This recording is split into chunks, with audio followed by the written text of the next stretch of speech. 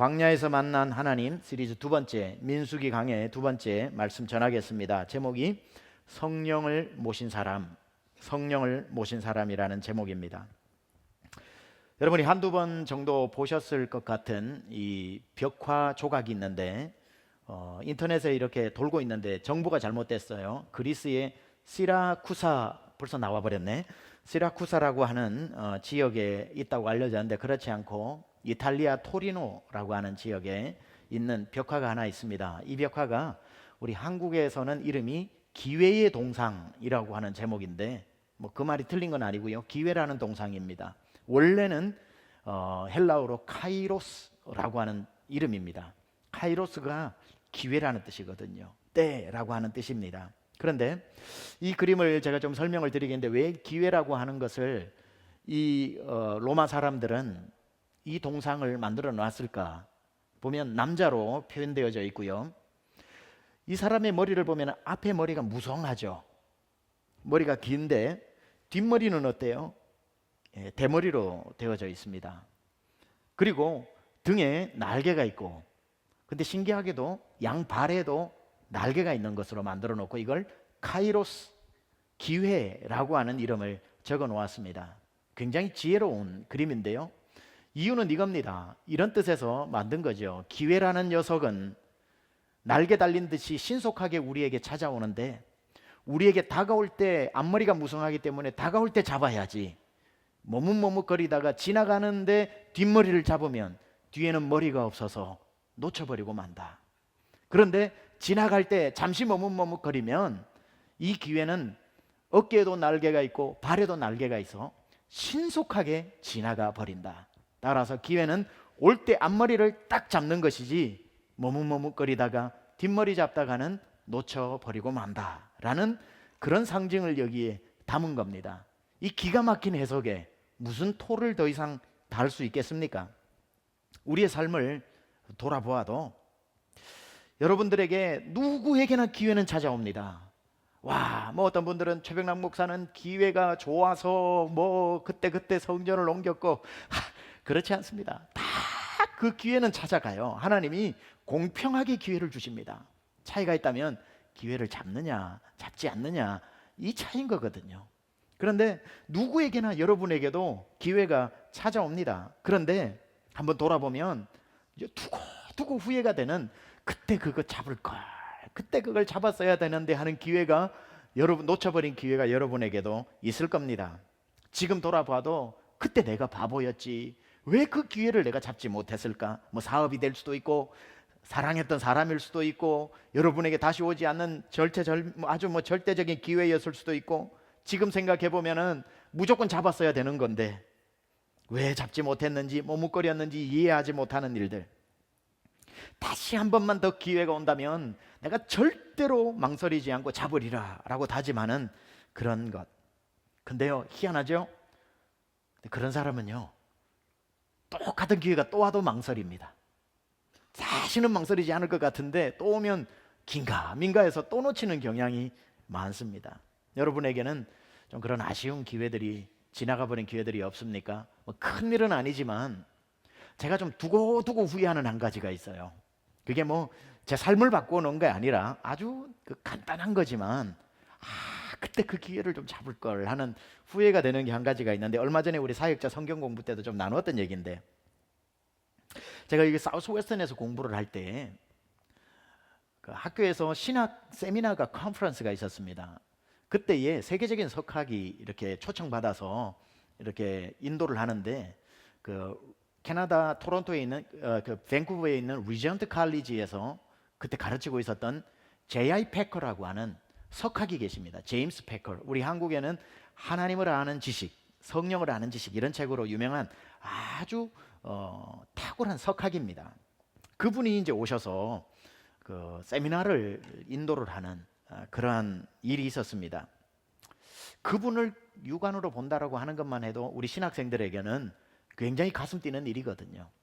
그런데 그것도 J.I. 패커가 나중에 왔다는 사실을 제가 알게 되었는데 학교를 이제 가려고 부부 기숙사에서 가방을 메고 제가 이제 그 메인 빌딩을 향해서 이렇게 걸어가고 있었습니다.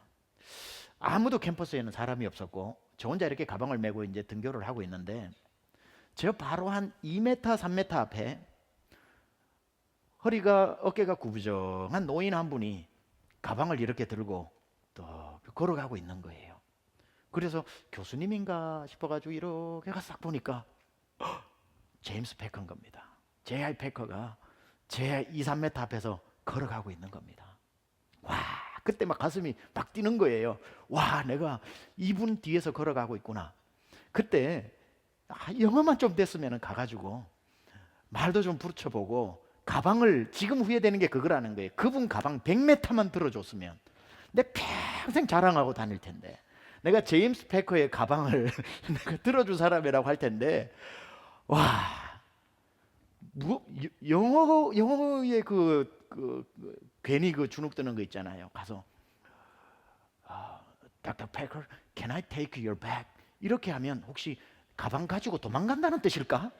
이걸 어떻게 이제 해석할까? 이것도 안 돼서 지금 생각하면 can I bring your bag? 이렇게만 해도 뭐 이렇게 얘기, if you don't mind, can I bring your bag? 이렇게 했는데 그때는 영어가 더 짧아가지고 can I take your bag 하면은 당신 가방 나한테 줄래요? 이 말인지 가지고 튀겠다는 건지 해서 막 하다가 이해가 안 되는 거예요. 자신감이 없는 거예요. 그래서 정확히 2m를 간격을 두고 100m를 걸어갔다는 거 아닙니까?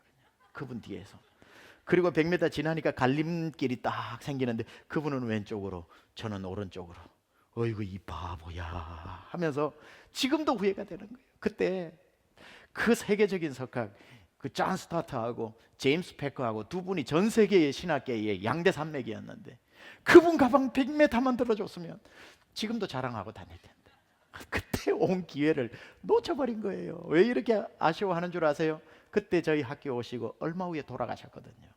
그러니까 와, 내가 진짜 지금도 신학도로서 그게 너무너무 아쉬운 겁니다. 기회는 올 때 잡아야 되는데 그게 뭐 제 사업이 망하고 목회가 망하고 뭐 인생이 망하는 건 아니지만 좀 아쉬운 거예요. 저한테는. 아마 여러분 이해하실지 못할지는 몰라도 저한테는 굉장히 아쉬운 기회입니다.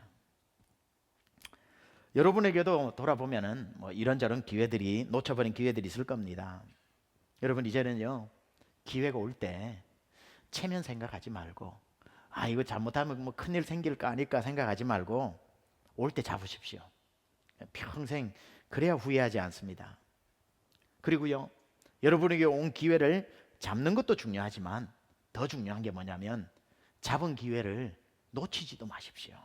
그건 또 더 중요합니다. 기회를 잡는 것보다 더 중요한 건 잡은 기회를 놓치지 않는 것. 살다 보면은 인맥 관리가 잘 되는 사람이 있습니다. 소위 말하면 멘토를 많이 두고 있는 분이 있습니다. 여러분 분야에 있어서 대가를 만날 기회들은 누군가에게나 다 있습니다. 그런데 한번 뭐 컨퍼런스에서 만난다든지 뭐 어떤 기회를 통해서 만난다든지 많은 사람들은요, 만나서 그 자리에서 인사하고 그냥 끝나버리는 경우들이 있는데 어떤 사람들은, 멘토가 많은 사람들은 보면요, 그 기회를 통해 가지고 그분하고 끝까지 그 만남을 유지시키는 사람이 있어요. 그러니까 온 기회도 잡을 뿐더러 그 잡은 기회를 놓치지 않는 사람, 시마다 때마다 뭐 이렇게 안부를 묻고 전화도 하고 그렇게 해서 많은 멘토들을 옆에 두고 사는 사람들, 온 기회를 잡을 뿐 아니라 그 잡은 기회를 계속 유지하는 사람들이 있더라는 겁니다. 제가 왜 오늘 서론에 이렇게 기회 이야기를 하고 또 온 기회를 놓치지 말자고 장황하게 이야기를 하는가, 본론으로 한번 들어가 보겠습니다. 지난주에 제가 민수기 강의 첫 번째 강해로서 1장 1절에서 46절까지 굉장히 긴 본문을 가지고 여러분하고 살펴보면서 집중적으로 나누었던 구절이 1장 1절입니다. 그렇죠? 1장 1절에서 특히 여호와 하나님께서 회막에서 모세와 이야기하시더라 라고 하는 이것 가지고 이야기를 나누었는데 기억하시죠? 이 회막에서 모세에게 이야기하시더라고 하는 이 구절이 왜 중요하다고 했습니까? 그 전까지 하나님은 시내산 위에서 모세에게 말씀하셨고 백성들은 절대 시내산에 오를 수 없었고 시내 산 위에 올라가야만 만날 수 있었던 그 하나님이셨는데, 이제는 하나님이 시내 산 위에서 백성을 기다리지 아니하시고 모세에게 회막을 지으라고 하시고 시내 산에서 내려오셔서 회막 안으로 들어오셔서, 이제는 이스라엘 백성들이 군사의 숫자를 세고 가나안으로 들어가야 되는, 너희가 어디로 가든지 간에 내가 너희들 가운데 함께 하시겠다라고 하는 뜻이 회막 가운데서 말씀하시는 거라고 했습니다. 너희들이 광야 생활을 하다가 내 뜻이 궁금하고 나를 만나고 싶다면 다시 광야에서 되돌아서 시내산까지 와야 한다가 아니라, 회막을 만들어라, 무빙 텐트를 만들어라, 미팅 플레이스를 만들어라. 이제 내가 시내산 위에 꼭꼭 구름 사이에 숨어 있는 하나님이 아니라 그 시내산에서 내려와 회막 가운데 거하면서 너희가 어디에 가서 거하든지 간에 너희들 한가운데 임마누엘 하겠다. 즉 프란시스 셰프의 말처럼 이제 하나님은 더 이상 거기 계시며 말씀하시는 하나님이 아니라 우리 가운데 계시며 말씀하시는 하나님이 되셨다는 거죠. 이제 우리는 하나님을 만나기 위해서 비싼 돈을 주고 비행기를 타고 어디를 가야 하거나 기차를 타고 어디 멀리 가서 큰 영험한 산에 세워놓은 기도원으로 가서 하나님을 만나는 그런 하나님이 더 이상 아니라는 거고, 여러분이 하나님을 더 잘 만나기 위해서 아주 비싼 크리스찬 집회에 가장 앞자리에 수천 불을 내야만 앉을 수 있는 VIP석에 앉아야만 하나님의 능력을 더 받을 수 있는 게 아니라는 거죠. 여러분이 이제 하나님을 어디에 찾아가야 만날 수 있는 하나님이 아니라, 이제는 찾아가는 하나님이 아니라 찾아오신 하나님, 여러분에게 직접 하나님이 찾아오셨다는 겁니다. 이제는 더 이상 우리가 어디를 아주 용하다고 하는 산에 찾아갈 필요가 없는 겁니다. 이제 하나님은 우리가 가는 모든 곳에 우리와 동행하시고, 물 가운데로 지날지라도 물 가운데 하나님이 거기 계시고, 불 가운데 지날지라도 불꽃이 사르지 못하도록 하나님이 불꽃 가운데서 우리를 지켜주시고, 우리와 동행하시며 우리에게 말씀하시는 하나님, 그 하나님을 우리가 모시면서 살게 되었다는 겁니다. 신의 산을 찾아가는 게 아니라 회막 가운데로 오신 하나님, 우리의 삶 한중앙에 거하시는 하나님. 그래서 시편 139편은 하나님의 노래를, 하나님의 함께 하심을 이렇게 노래하고 있지요. 내가 주의 영을 떠나 어디로 가며 주의 앞에서 어디로 피하리이까. 내가 하늘에 올라갈지라도 거기 계시며 스올에 내 자리를 펼지라도 거기 계시니이다. 내가 새벽 날개를 치며 바다 끝에 가서 거주할지라도 거기서도 주의 손이 나를 인도하시며 주의 오른손이 나를 붙드시리이다. 하나님이 어디 계시다고요? 내가 하늘에 올라가도 거기에 계시고, 음부 지옥에 내려갈지라도 하나님이 거기에도 통치하고 다스리시고 계시고, 내가 하나님이 없다 생각하는 저 바다 끝에 새벽 날개를 치며 가도 이미 하나님은 그곳에 계시고, 하나님은 내가 가는 모든 곳에 함께 하시더라. 그 하나님이 나의 등 뒤에서 나를 도우시는 주, 나의 인생길에서 지치고 고나여 매일처럼 주저앉고 싶을 때에도 주님 내 옆에서 손잡고 일어나라, 걸어라, 내가 내게 힘을 주리라 말씀해 주시는 하나님. 허무한 시절 지날 때, 깊은 한숨 내쉴 때, 다른 사람 다 떠날 때 하나님은 고와 같이 나를 버려두지 아니하시고 내가 너와 함께하리라 약속하신 그 하나님, 성령으로 찾아와 주시고, 성령이 오셨네, 성령이 오셨네. 내 주에 보내신 성령이 여러분에게 오시고 여러분 인생 가운데 친히 찾아오신 그 하나님, 임마누엘의 하나님.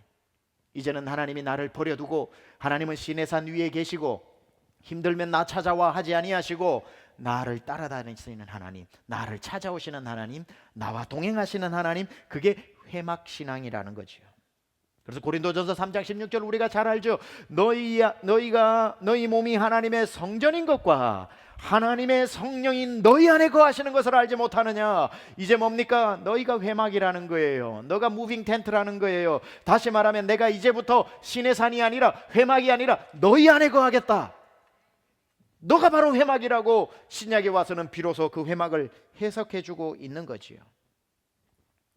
이제 저와 여러분은 걸어다니는 성전이 되었고, 걸어다니는 회막이 되었고, 그 회막 안에 성령님이 임재해 계시고 어디를 가든지 우리와 동행하시며 말씀하시고 지켜주시는 기가 막힌 복을 받은 그런 인생이 저와 여러분이 된 것입니다.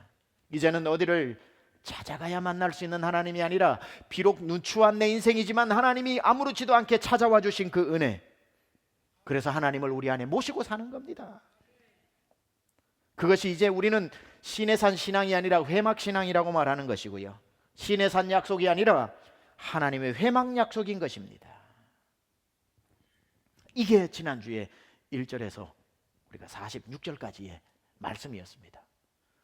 요약이 지난주 설교보다 더 낫죠. 지난주도 딱 이렇게 5분만 하시면 되지 뭘 그리 40분을 했나. 지난주가 이제 그거였습니다. 하나님이 시내산에서 회막으로 내려오신 사건.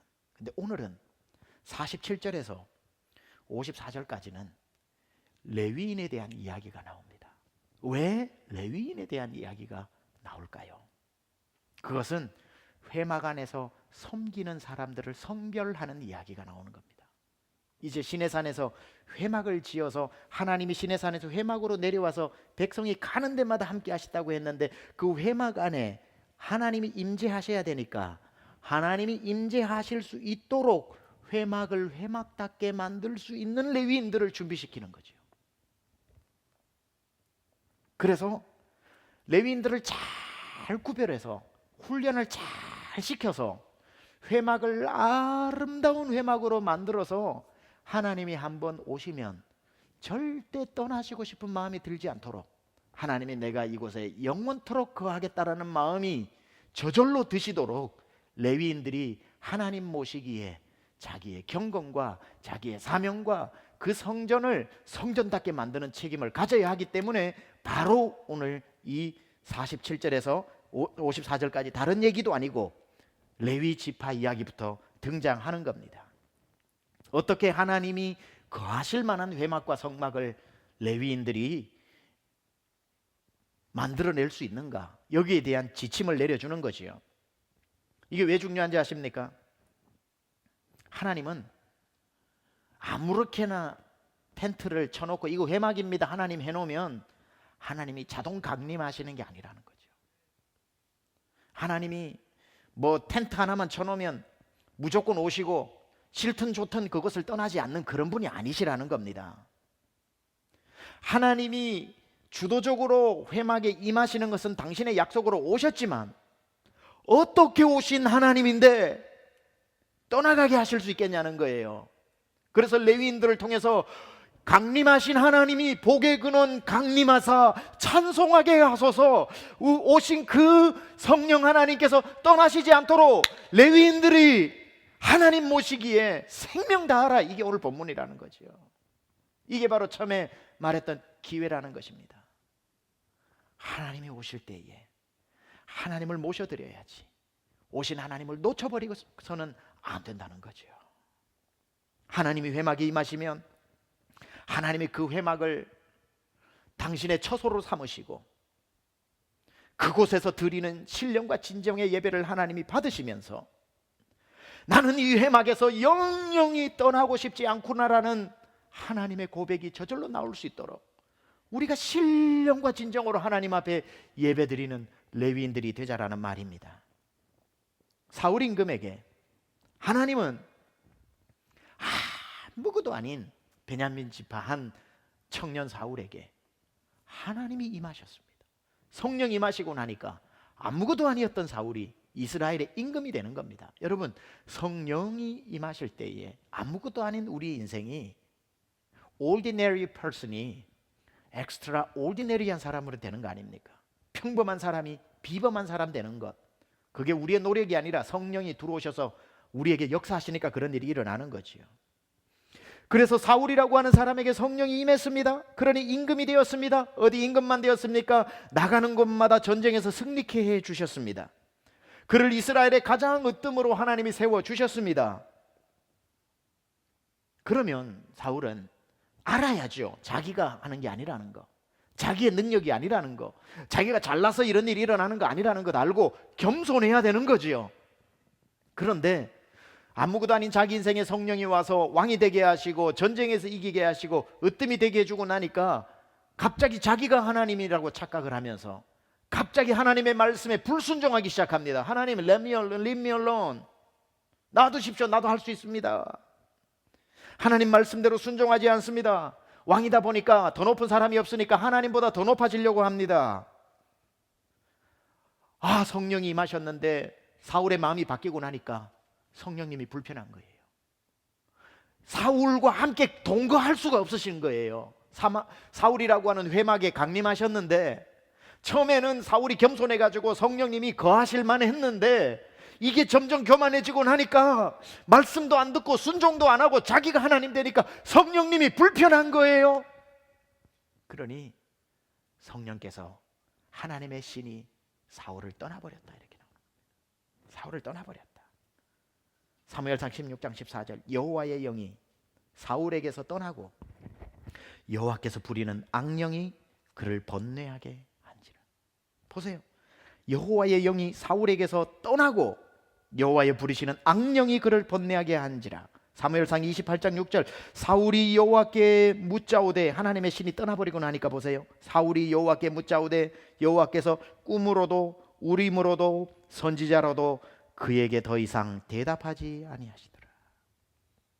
여러분, 하나님의 영이 그에게 임했을 때는 겁쟁이도 임금이 될 수 있었고, 전쟁에 제대로 할 줄도 모르는 그가 나가는 데마다 연전연승하게 하셨는데, 그가 불순종하고 나니까 예전처럼 허우대는, 남들보다 머리 하나 더 있는 허우대는 여전히 멀쩡하지만 하나님을 거역하니까 하나님이 사울 속에서 더 이상 머물 수 없으니까 하나님이 떠나버립니다. 하나님의 영이 그를 떠난 것 대수롭지 않은 것 같죠? 하나님의 영이 떠나면 어때? 나대로 살면 되지. 정말 그럴까요? 오늘 사울에 아까 읽었던 본문 기억하십니까? 하나님의 영이 그를 떠나자마자 일어난 일이 뭡니까? 악령이 지배하는 겁니다. 하나님 떠나고 나 혼자 살 것 같으면 살아볼만 하지요. 그게 예전에 하나님 없이도 살았는데, 하나님의 영이 와서 쓰임 받다가 하나님 떠나면 나대로 살면 되는 거 아닙니까? 그렇다면 괜찮아요. 제가 이런 설교도 안 해요. 문제는 뭐냐면은 중간지대는 there's no gray zone, 중간지대, 회색지대가 없다는 거예요. 하나님도 없고 사탄도 없는 나만의 지역은 존재하지 않는다는 거예요. 하나님의 영이 떠난과 동시에 악령이 들어온다는 거예요. 여러분 인생 비참해지는 겁니다. 그때부터. 여러분이 사탄이라고 한번 생각해 보세요. 하나님이 있어서 무서워서 못 들어왔는데, 하나님 나갔는데 이걸 가만 내버려둘 사탄이 어디 있어요? 당장에 들어오지. 우는 사자처럼 한 명이라도 더 찾으려고 난린데, 찾다가 보니까 심령에 다 성령이 충만해. 그러니 들어가고 싶어도 못 들어가다가 하나님의 영이 떠났는데 내버려둬요. 내가 사탄이라도 들어가겠어요? 그러니까 우리는 하나님 없이 산다는 게 그냥 나 혼자 산다는 뜻이 아닙니다. 악령이 들어와서 내 인생을 망쳐놓는다는 거예요. 그리고 그때부터 우림으로도 둠밈으로도 선지자로도 아무 하나님의 말씀이 임하지 않는 거예요. 죽는 겁니다. 그래서 성령이 떠난다라고 하는 것은 나 혼자 이제부터 힘겹게 살아보는 정도가 아니라 내 인생이 망하는 길이라는 거죠. 우리 안에 성령님이 계시냐 안 계시냐보다 더 중요한 것은 성령님이 떠나시면 악령의 지배를 받게 된다는 겁니다. 성령이 나가면 악령이 들어오고, 성령이 떠나시면 하나님의 말씀이 끊어져 버리고, 우리는 미쳐버린 사울처럼 우리 인생도 그렇게 흘러가게 된다는 거죠. 그러니 여러분, 이 말을 꼭 기억하십시오. 있을 때 잘해, 이 말 있잖아요. 성령님 계실 때 잘 모셔야 되는 겁니다. 성령님이 시내산을 벗어나 회막으로 들어오셨을 때의 레위인들에게 하나님이 시내산에서 회막으로 강림하셔. 이제 절대로 너희의 사명은 성령님 못 떠나게 하시는 거야. 시내산에서 회막으로 임하실 것을 약속하시고 회막으로 오셔서 모세에게 앞으로 말씀하실 텐데, 이제 더 이상 이 하나님이 말씀 안 하시면 우리는 어디로 가야 할지도 모르니까 하나님이 계속 회막에서 말씀하실 수 있도록 레위인을 택해서 회막을 지키게 하고 하나님이 거하실 편안한 장소로 만들어 드리고, 그렇게 하기 위해서 12지파가 자기들이 땀 흘려 버늘고 땀 흘려 일한 수고를 가지고 레위 지파에게 먹을 것을 주지요. 너희들은 아무것도 하지 마. 우리가 땀 흘릴 테니까, 우리가 다 돈 벌 테니까, 그리고 너네들 먹여 살릴 테니까 너네는 성전에 하나님만 거하실 수 있도록 눈을 뜨든 눈을 감든 이것만 해 라고 해서 레위인에게 오늘 뭐라 그럽니까? 아무런 땅도 주지 않고 군사라도 뽑지 않고 그냥 회막에 하나님이 거하실 수 있는 최적의 장소로 만들려고 하는 것이 바로 오늘 본문의 이야기인 거죠. 왜냐하면 이스라엘 백성들은 알거든요. 레위 사람들이 일도 하고 뭐도 하고 회막도 하다가는 회막 엉망진창되어서 하나님의 영이 임하셨을지라도 떠나가 버리시고 나면 우리는 진노 가운데 놓이게 된다는 걸 아니까 하나님께서 이렇게 지시를 내려주셔서 레위인들이 회막을 회막답게 지키도록 만들게 하신 겁니다. 그들에게 주신 명령이 오늘 47절에서 50절인데요. 그러나 레위인은 그들의 조상의 지파대로 그 계수에 들지 아니하였으니 이는 여호와께서 모세에게 말씀하여 이르시되 너는 레위 지파만은 계수하지 말며 그들을 이스라엘 자손 중에 계수 중에 넣지 말고 그들에게 증거의 성막과, 이게 회막이죠, 그 모든 기구와 그 모든 부속품을 관리하게 하라. 그들은 그 성막과 그 모든 기구를 운반하며 거기서 봉사하며 성막 주위에 진을 칠지며. 자, 레위 사람들에게 주어진 사명이 뭡니까? 성막의 모든 물품을 관리하게 해라. 잘 관리하게 해라. 그리고 백성이 이동할 때마다 성막을 운반하게끔 해라. 그리고 거기서 봉사하게 해라. 그리고 가능하면 그 주변에서 살게 해라. 여러분, 이스라엘 백성들의 캠핑 조감도를 볼 것 같으면 잠시 설명을 드리면, 이 회막, 성막이라고 하죠, 이 타버네클은 여러분이 계신 쪽이 달라스 지도로 볼 것 같으면 동쪽입니다. 그렇죠? 제 뒤쪽이 서쪽입니다. 이 성막은 동쪽에서부터 서쪽을 향해 있습니다. 그래서 여러분 쪽에서 성막에 들어오는 문이 있고 거기에 들어오면은 이제 성전 뜰이 있고 그 안쪽에 성소가 있고 맨 안쪽에 이게 침례탕처럼 지성소가 있는 겁니다. 그래서 동쪽에서 서쪽을 향해 있습니다. 동쪽에서 서쪽을 향해 있고 그 주변에 바로 지척 이 내면에는 레위 지파 족속들이 텐트를 치고 살게 했습니다. 레위라고 하면 야곱의 셋째 아들이죠. 이 야곱의 셋째 아들 레위에게는 또 세 아들이 있었던 겁니다. 게르솜, 고핫, 무라리, 이렇게 세 아들이 있었고 거기서부터 자손들이 태어나니까 이 고핫 족속, 무라리 족속, 게르솜 족속 이렇게 생기게 되는 겁니다. 그 중에 이제 나중에 모세, 아론이 형제니까 레위 지파에서 태어나게 되는 겁니다. 그래서 이 동쪽에서 서쪽으로 향해 있는 이 성전의 맨 앞쪽에는 게르솜 지파가, 그리고 이쪽이 북쪽이죠. 북쪽으로는 무라리 지파가, 남쪽으로는 고핫 지파가, 문에서 들어오는 거기에는 아론과 모세와 그의 아들들이 진을 치게 만들어 놓았습니다. 이게 지금 현재 성막 바로 곁에 있는 지형도, 캠핑 조감도고요. 그리고 이제 12지파는 맨 앞에 세 지파, 옆에 세 지파, 그 뒤쪽에 세 지파, 이쪽 세 지파에서 12지파가 되는데 서쪽으로는 에브라임, 므낫세, 베냐민, 북쪽으로는 단, 아셀, 납달리, 남쪽으로는 갓, 시몬, 르우벤, 동쪽은 유다, 이사갈, 스불론이 진을 치고 있습니다. 이거 아침부터 외웠는데 안 외워지더라고요. 그래서 그냥 읽기로 했습니다. 이거 딱 외워서 하면 폼 나는데 못 외우겠어요. 그래서 이쪽에 세 지파, 이쪽에 세 지파, 이쪽에 세 지파, 이쪽에 세 지파 해서 12지파가 있는 겁니다. 이래도 이해가 되시죠? 이걸 외웠어야 되는데. 그래야 이거 뭐 폼 나는데 뭐 폼 낼 건 없습니다. 그 이제 12지파가 있고 그 다음에 레위 지파가 있고 맨 가운데 회막이 있는 거죠. 회막이 있고요. 그 회막 안에 맨 깊은 곳에 지성소가 있다고 그랬습니다. 그 지성소에는 법궤가 있고 그 법궤 안에는 나중에 가서 있지만 이제 십계명의 두 돌판이 들어있고 아론의 쌍난 지팡이가 들어있고 그 이제 히브리서 9장에 가면 자세히 나오죠. 10장하고 보면. 그 다음에 만나가 들어있고, 근데 그 만나하고 아론의 쌍난 지팡이는 나중에 있었으니까 지금은 십계명 두 돌판이 들어있는 거죠. 그곳으로 임하는 게 불기둥과 구름기둥인 겁니다. 불기둥과 구름기둥이 저 산 너머에 있어서 따라가는 게 아니라 불기둥과 구름기둥이 지성소 위로 임했고, 그래서 법궤 위에는 스랍 천사 둘이 날개를 펴고 이렇게 쳐다보고 있는 형상을 새겨 놓았습니다.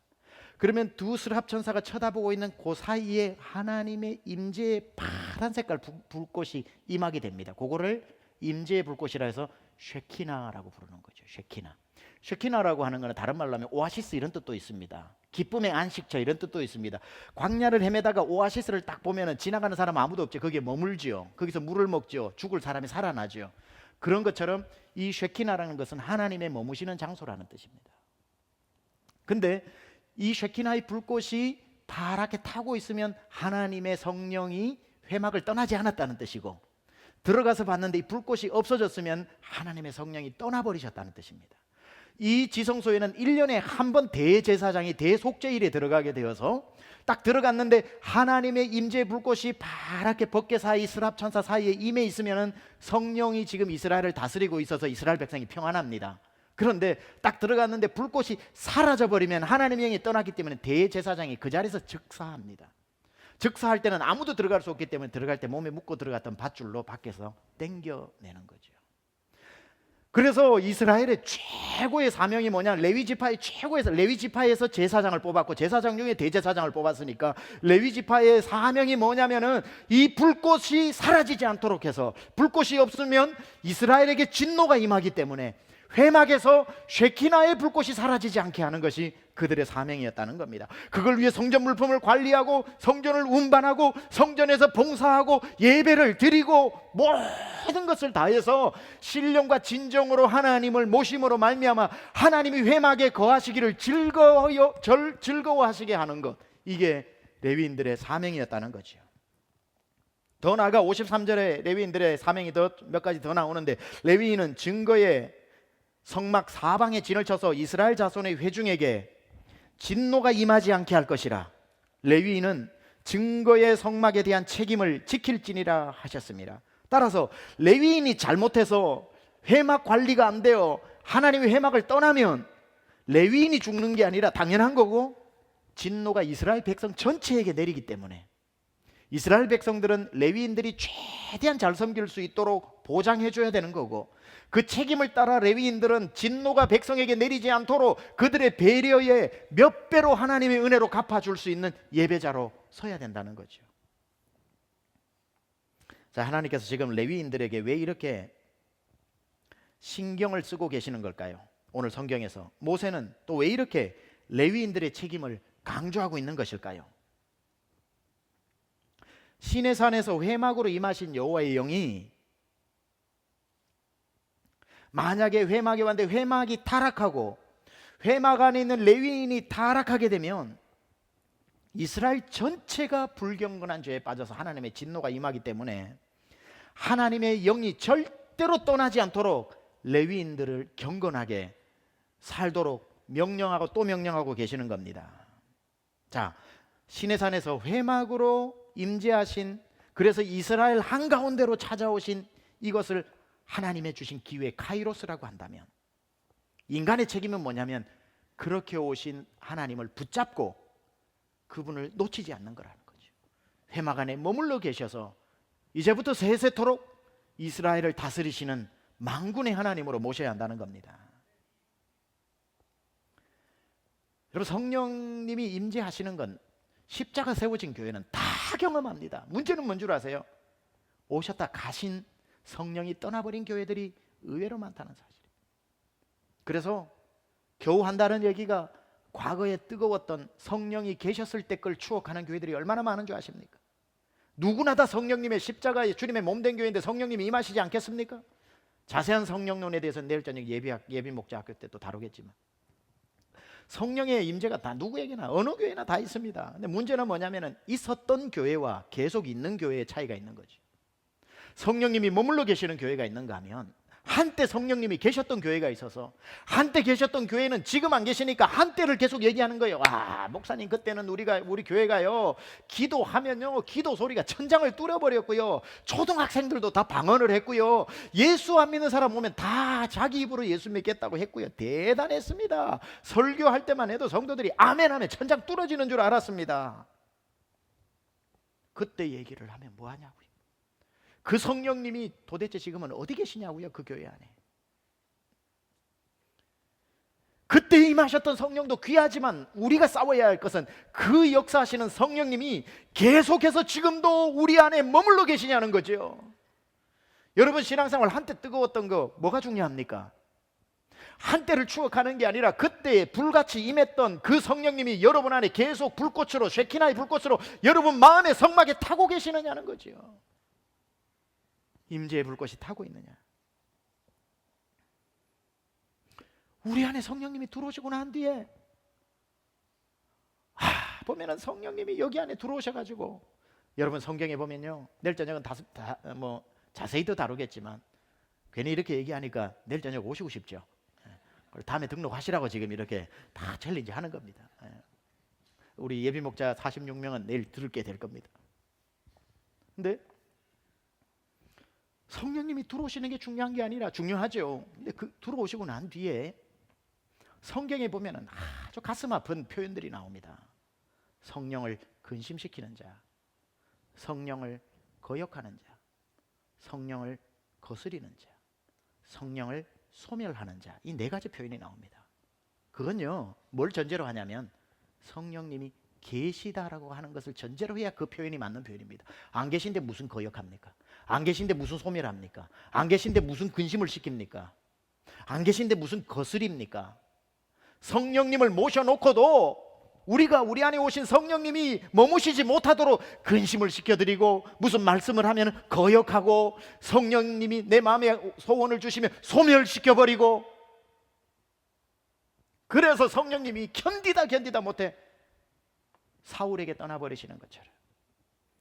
목사님 그건 구약에 성령이 왔다 갔다 하는 거고 신약은 성령이 머물러 계시는데, 맞아요. 신학적으로는 맞아요. 그러면 성령님이 계시다고 합시다. 계셔도 성령께서 일하시지 않으신다면 안 계시는 거나 똑같은 거죠.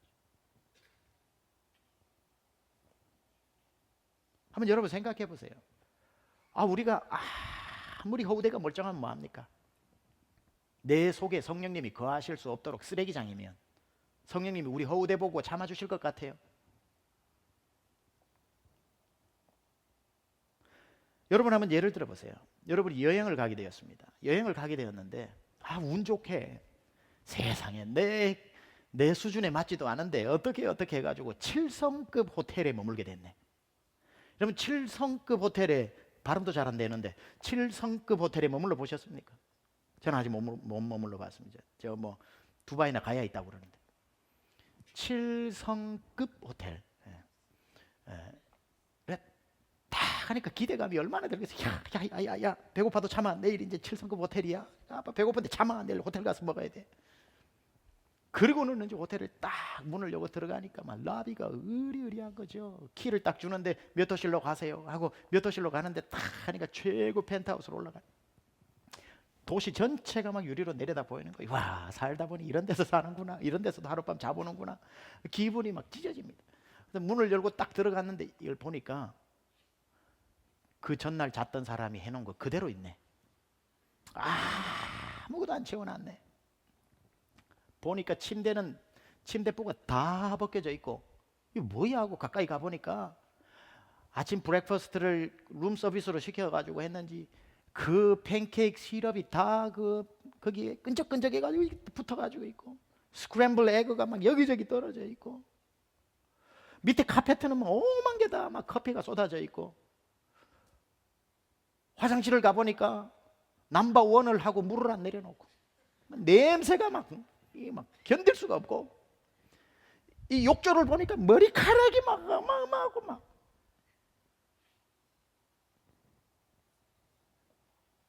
듣기만 해도 불쾌하지. 그래가지고 데스크에 전화해가지고 이게 뭐냐고, 빨리 보내달라고, 청소하려고 해달라고 했는데 그쪽에서 그만하면 되지 뭘 더 바라냐고. 그리고 사람도 보내주지 않고. 그런 집에, 그런 호텔에 다음 날도 머무실 분 손 들어보세요. 그 호텔이 7성급이라니까. 그 다음 날도 나는 머물겠다. 1,300불 내고. 아무도 없죠. 반면에 여러분이 여행을 하다가 돈이 좀 고만고만해서 2성급 호텔도 아니죠, 모텔.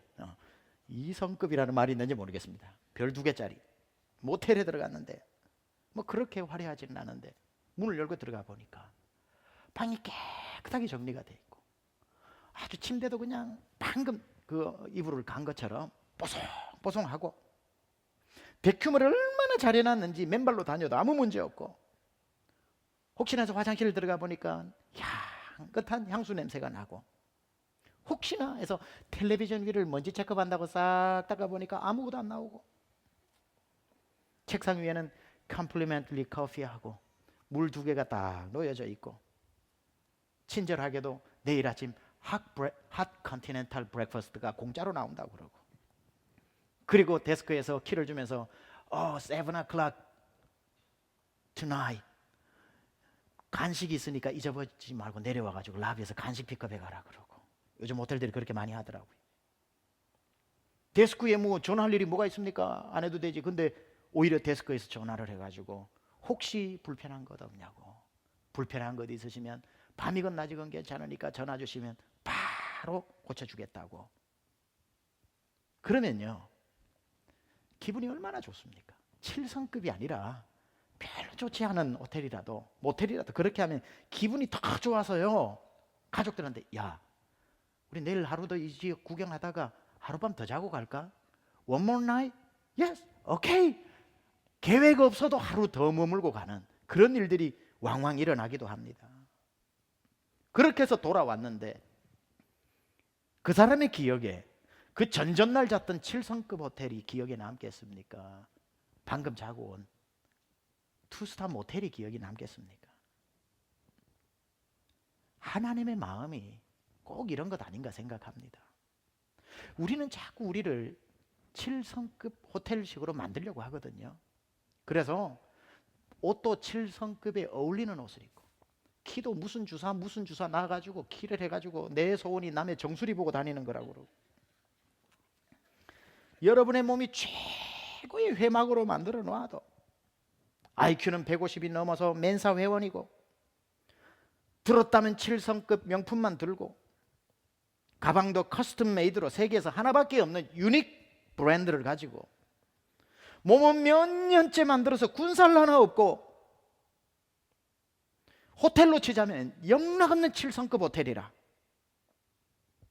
그래서 성령님이 그 사람 마음속으로 들어가 봤더니만 내면 세계는 청소도 안 돼 있고 지저분하기 이름 말할 데가 없고 불도 깜빡깜빡 들어오는 것도 아니고 나간 것도 아니고 삐지직 나왔다 들어갔다 하고 그 내면이 냄새나고 성령님이 뭘 전화를 해가지고 이거 좀 고쳐라 저거 좀 고쳐라 그래도 순종도 안 하고 죄만 짓고 성령을 거스리고 소멸하고 모욕하고 성령님이 내면을 돌아보니까 술 냄새, 담배 냄새, 마약에 그걸 보고 성령님께서 하룻밤 더 있고 싶다 이러시겠어요? 그 사람 내면에서 당장 떠나시지. 그러나 여러분의 인생이 모텔급밖에 안 되어도 별로 근사하지도 않고 150이 뭡니까? 100도 안 되고 IQ가 우리 집 키우는 강아지랑 비슷하고 거의 뭐 내가 모르는 걸 제가 찾아오고 막 그러는데 그렇다면 뭐 부자한 것도 아니고 뭐 매력적인 부분도 없고 남의 정수리를 보기는 맨날 턱만 쳐다봐야 되고 콧구멍만 봐야 되고 콧구멍 크다 항상 사람을 올려봐야 되고 몸에 군살 하나 없는 게 아니라 대부분이 군살인 여러분의 인생에 대부분이 군살로 만들어진 여러분의 인생에 성령님이 들어오셨는데 밖은 그래도 투스타 모텔밖에 안 되는 것 같아도 내면으로 들어가 봤더니만 침대가 그냥 보송보송한 것처럼 내면이 깨끗해. 혹시나 또 담배 냄새 쩔었나 싶어가지고 베개에 담배 냄새 해보니까 향수 냄새만 나. 먼지가 있나 닦아봐도 먼지 하나 나오지 않아. 나쁜 습관이 있나 봐도 나쁜 습관도 없어. 성령님이 들어가서 근심할 일도 없고 자존심 상할 일도 없고 가슴을 치며 안타까울 일도 없이 여러분 내면에 찾아오신 주님이 여러분 가슴의 한복판에 있는 그 침대에 팍 누워가지고 편하다. One more night. I'm gonna stay here one more night. 그 다음날 저녁에 Hey, once more. 그 다음날 one more night. 그 다음날 one more month. 그 다음날 one more year. 그러면서 20년 오는 겁니다. 그러면서 성령님이 나를 떠나시지 않는 겁니다. 키가 190이면 뭐하고 7성급 가방을 들면 뭐합니까? 성령님이 1시간도 견디기 힘든 내면인데 키가 작으면 어때요? 집이 누추하면 어때요? 식스팩이 아니라 원팩이면 어떻고 대부분이 군살이면 어때? 그 내면 속에는 원팩인가 보네, 웃는 거 보니까. 그 내면에 가면은 주님이 그냥 여러분 마음속에서 여기가 좋다. 여기가 좋다. One more day가 one more month가 되고 one more month가 one more year가 되고 나중에는 성령님이 I'm not gonna leave you forever. 내가 영원히 I'm gonna stay with you forever and ever. 그렇게 말씀하신다는 거예요.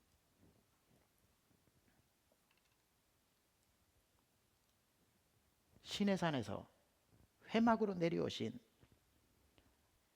그 하나님의 임재가 레위 사람들의 불성실함으로 다시 시내산으로 돌아가시고 하늘로 만약에 돌아가 버리시고 우리를 고와 같이 버려둬 버린다면 우리 인생은 아무것도 아닌 것 아닙니까? 하나님이 회막 안에 머무시도록 하는 것, 그게 오늘 본문에서 레위인들에게 가르쳐주는 너희는 성실하라, 너희는 회막을 갈 때마다 운반하라, 관리하라, 섬겨라. 여러분이 아까 말씀드렸다시피 신약으로 오면 이 회막이 바로 여러분이라는 걸 알죠. 지금까지 설교만 들으면요, 여러분 열심히 일해서 헌금해서 목사한테 잘하고 목사는 딴 생각하지 말고 목회나 잘하라 이걸로 해도 돼요. 그러나 이 뜻으로 끝나는 게 아니에요. 이제 신약이 오면 레위인이 목사가 아니라 우리라고 말씀하고 있습니다. 뭐라고 얘기합니까? 고린도전서 3장 16절에 너희 몸이 하나님의 성전인 것과 하나님의 성령이 너희 안에 거하시는 것을 알지 못하느냐. 베드로전서 2장 9절에 너희는 왕같은 제사장이다. 구약에 단 한 번도 쓰지 않는 용어입니다. 평민들을 향해서 제사장이라고 부르는 게. 그런데 너희는 왕같은 제사장이라고 하는 말씀은 이제 너희가 레위인이다 이 말이거든요. 우리 모두가 레위인이 된 것입니다. 이제 여러분은 우리 세미안교회를 하나님의 성령이 임하시도록 하는 것, 목사의 역할입니다. 더 중요한 건 뭔 줄 아세요? 바로 여러분 자신입니다. 여러분 자신에게 성령님이 오셨을 때 여러분이 레위인으로서 여러분의 몸과 영혼과 내면의 성막을 열심히 아름답게 신령과 진정으로 가꾸어 한때 오셨던 성령을 추억하는 인생이 아니라 성령님이 여러분에게 영원토록 머물 수 있는 신실한 레위인들이 되셔야 한다는 겁니다. 여러분의 몸이 회막입니다. 여러분이 여러분의 몸을 가꾸어서 봉사하고 성령님이 머무시기 좋은 환경으로 만들어야 합니다. 죄를 버리십시오. 죄로부터 도망가십시오. 라스베가스에서 센트럴 크리스찬 철치인지 정확히 교회를 모르는데 가장 큰 교회에 그 목사님이 했던 유명한 말이 있습니다. 여러분은 하나님으로부터 도망가서는 안 되고 죄로부터 신속히 도망가야 됩니다. 멋진 말이죠. 죄를 멀리 하십시오. 내면을 가꾸십시오. 성령님이 들어오셔서 코를 막지 않게 하십시오. 하루도 견디기 힘든 내면을 만들어 놓지 마십시오. 쓰레기장처럼 만들어 놓지 마십시오. 어떻게 오신 성령님인데 성령님이 머무시기 불편하도록 만들어 사울에게서 떠나버리신 것처럼 우리에게서 아무런 역사도 일어나지 않는 인생으로 살아간단 말입니까? 이제는 회막이 가는 대로 하나님 따라가는 게 아니라 여러분이 가는 곳이 회막이기 때문에 여러분 가시는 곳마다 다 하나님이 그곳으로 임하실 것입니다. 이제 보세요. 시내산에서 회막으로, 회막에서 여러분에게로 점점점 가까이 다가오신 하나님. 이게 왜 중요한 줄 아세요? 이거 말씀을 좀 드릴게요. 여러분이 회막이라는 게 왜 중요하냐면, 자 보세요. 이스라엘 백성들 가운데 한가운데 회막을 세웠다고 그랬죠. 아까 제가 조감도를 그려드렸죠. 이 회막에 하나님의 성령이 임하시면 그 안에 있는 레위 사람들이 복을 받는 게 아니라 그 12지파가 진을 치고 있는 이스라엘 백성 전체가 복을 받는다고 했죠. 그런데 하나님의 성령이 회막을 떠나버리면 레위 사람들이 그 안에서 즉사할 뿐 아니라 진노가 이스라엘에게 내린다고 했습니다. 이걸 그대로 여러분으로 가져와 봅시다. 여러분 집에 예수님을 아무도 안 믿고 여러분만 예수님을 믿고 있다면 여러분은 여러분 집의 회막입니다. 여러분을 중심에 두고 안 믿는 오빠, 남편, 부모, 형제가 진을 치고 있습니다. 여러분에게 성령님이 임하면 이 회막을 통해서 여러분의 가정에 은혜와 복이 내려질 것이고, 여러분의 내면이 성령님이 거하실 수 없는 내면으로 해서 성령님이 떠나버리시면 그건 여러분 한 사람의 비극이 아니라 그 진노가 여러분 가정 가운데도 임하게 되는 거죠. 그래서 회막 믿음으로 산다라고 하는 것은 대단한 사명을 가지고 있는 겁니다. 이 중에 분명히 하기에 여러분 집에 예수 믿는 사람이 있지만 여러분이 가장 객관적으로 생각해도 제일 잘 믿는 사람이라면 여러분이 회막입니다. 예수 안 믿는 사람 중에 한 사람 믿는다면 그 사람은 당연히 회막이지만, 우리 집은 대충 예수를 믿지만 전부 날라리로 믿어. 그나마 나도 준 날라리지만 그래도 그나마 내가 나아 하면 하나님은 그 사람 통해서 역사하십니다. 그 사람은 회막 사명을 가져야 되는 거예요. 나를 통해 우리 집이 하나님의 은혜와 복을 내리신다. 내가 무너지면 내가 무너지는 게 아니라 우리 집이 진노 가운데 놓이게 된다. 여러분이 회막이고 여러분의 형제들이 동서남북의 진을 치고 있는 12지파라고 항상 생각하세요. 회사에서 아무도 예수를 안 믿고, 우리 사장님도 교회는 다닌다 그러는데 보니까 다니는 것도 아닌 것 같고, 그래도 내가 이 회사에서 가장 믿음이 좋다고 한다면 그 회사에서 여러분은 회막입니다. 여러분에게서 성령이 떠나버리면 그 회사의 성령 떠나버리는 거예요. 여러분이 사명감 가지고 회막 사명을 회사에서 감당하면 그 회사에는 다른 사람 때문이 아니라 당신 때문에 성령이 머물러 있는 기업이 될 수 있는 겁니다. 그 사람에게서 성령이 떠나면 그 회사에서 성령님이 떠나버리시는 겁니다. 그 회사가 비록 타락했다고 하더라도 여러분 한 사람이 깨끗한 심령으로 회막의 믿음을 가지고 레위인의 사명을 감당하면 성령님은 그 회사를 봐서는 당장에 쓸어버리고 싶어도 이 회막 신앙 가진 한 사람 때문에 하나님이 기회를 주시는 겁니다. 한 사람만 정신 차려도 한 집안이, 한 사람만 정신 차려도 한 기업이, 한 사람만 회막 신학을 가지고 있어도 한 나라까지도 삽니다. 예를 들어 볼까요? 요셉입니다. 보디발의 집에 팔려갔어. 아무도 하나님을 모르는 애굽 백성이라 그 회막 하나가 세워졌네. 요셉이라고 하는 회막이. 요셉이 하나님 앞에 신실하니까 하나님이 요셉을 회막으로 삼고 성령으로 임재하여 보디발의 집에 복을 주시는 거예요. 감옥으로 갔네. 아무도 예수 안 믿네. 이제 감옥 안에 요셉이 회막이 되었네. 요셉 한 사람으로 감옥 안에서 하나님의 역사가 나타나고 한 나라 한 사람입니다. 총리가 되었네. 애굽 전체에 하나님의 이름을 부르는 사람 한 명도 없는데 요셉이라고 하는 한 사람이 회막이네.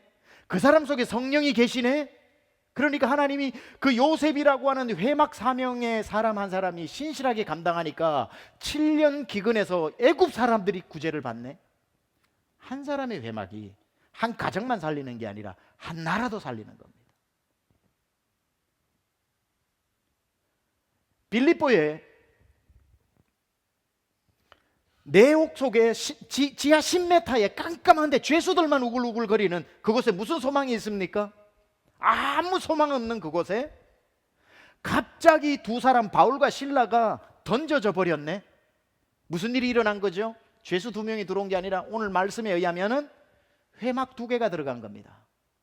성령을 모신 회막 2개가 들어간 겁니다.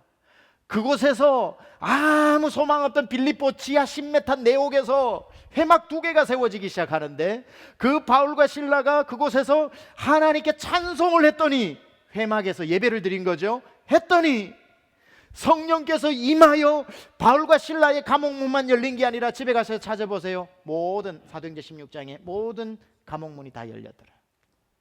한 사람의 회막 신앙이 다른 사람에게까지 복이 될 수 있다는 사실입니다. 그래서 저는 예수 안 믿는 사장이라도 직원 중에 예수 잘 믿는 사람은 자르면 안 돼요. 예수 잘 믿는 사람은 웃돈을 주고서라도 붙잡아야 됩니다. 왜냐하면 예수 잘 믿는 사람한테 잘해줘야 됩니다. 그 사람이 그 기업의 회막이거든요.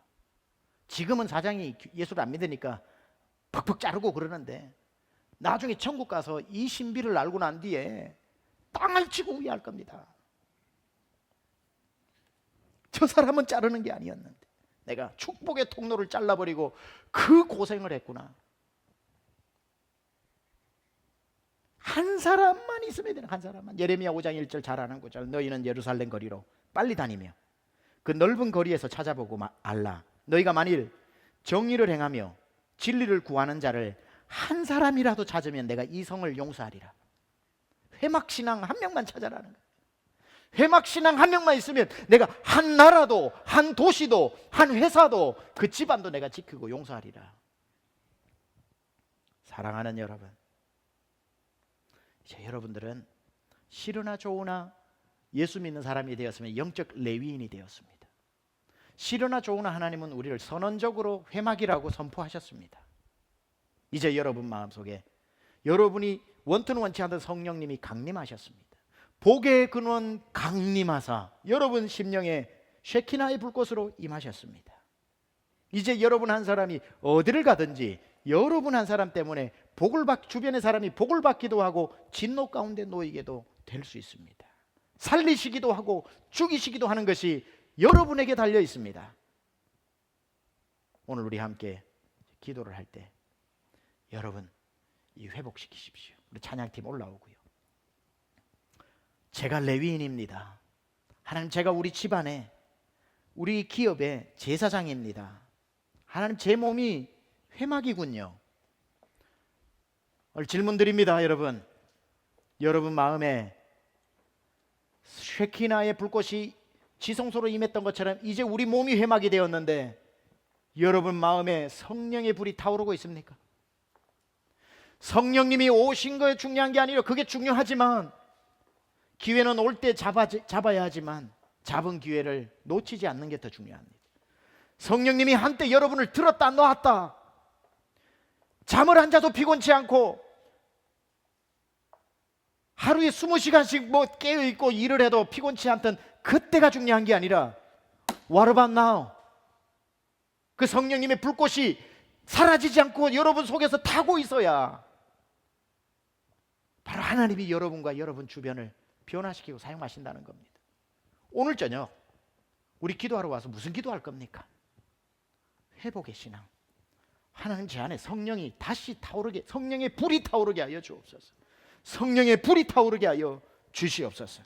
우리 시간에 찬양하면서 우리 다시 한번 여러분 안에 성령의 불길이 활활 타오를 수 있기를 바랍니다. 우리 찬양합니다.